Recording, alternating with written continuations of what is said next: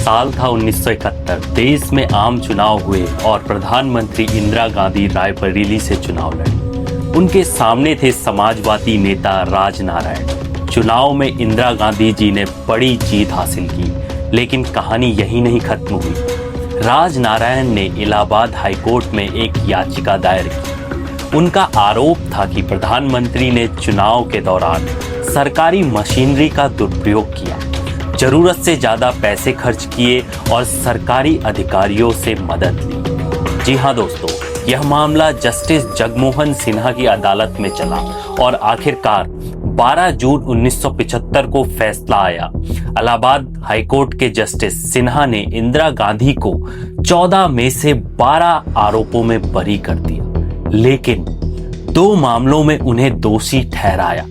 पहला कि यूपी सरकार ने उनके भाषण के लिए एक मंच बनाया, और दूसरा कि उनके चुनाव एजेंट यशपाल कपूर ने उस समय तक जो सरकारी कर्मचारी रहते हुए उनके लिए चुनाव प्रचार किया। इस फैसले के बाद अदालत ने यह कहा कि इंदिरा गांधी का 1971 का चुनाव अमान्य है और वे 6 साल तक कोई चुनाव नहीं लड़ सकते। हालांकि अदालत ने 20 दिन की मोहलत दी ताकि वो सुप्रीम कोर्ट में अपील कर सके।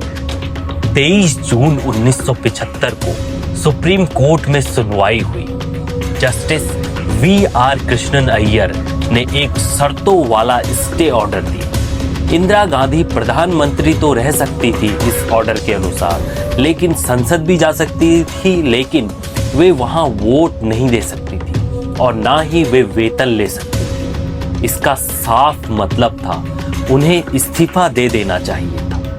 लेकिन उनके बेटे संजय गांधी और पश्चिम बंगाल के मुख्यमंत्री सिद्धार्थ शंकर राय ने उन्हें इस्तीफा देने से मना कर दिया। जी हाँ दोस्तों, राय ने एक प्रस्ताव तैयार किया और देश में आपातकाल लगाने का यह प्रस्ताव तैयार किया गया उनके द्वारा। 25 जून 1975 की रात राष्ट्रपति फखरुद्दीन अली अहमद ने उस पर दस्तखत कर दिए और बस देश में आपातकाल लागू हो गया। भाइयों और बहनों, राष्ट्रपति जी ने आपातकाल की घोषणा की है। इससे आतंकित होने का कोई कारण नहीं है। रातों रात जयप्रकाश नारायण, मोरारजी देसाई जैसे सैकड़ों विपक्षी नेताओं को गिरफ्तार कर लिया गया।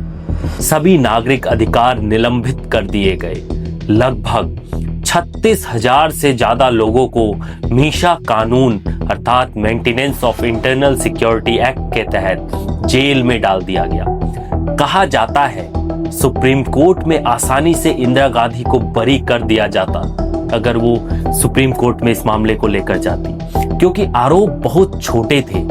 एक आरोप था मंच की ऊंचाई को लेकर और दूसरा आरोप था कि कर्मचारी के इस्तीफे को कब मंजूर किया गया। लेकिन इंदिरा गांधी ने कानूनी रास्ता नहीं चुना, बल्कि देश को एक ऐसे दौर में झोंक दिया जिसे आज भी हम कहते हैं भारत में सबसे अंधकारमय समय, 1975 की इमरजेंसी। तो दोस्तों, आपको ये वीडियो कैसा लगा जरूर अपनी राय कमेंट में जाहिर करें और साथ ही साथ मेरे चैनल को सब्सक्राइब करें और लाइक करें मेरी वीडियो को। Thank you so much.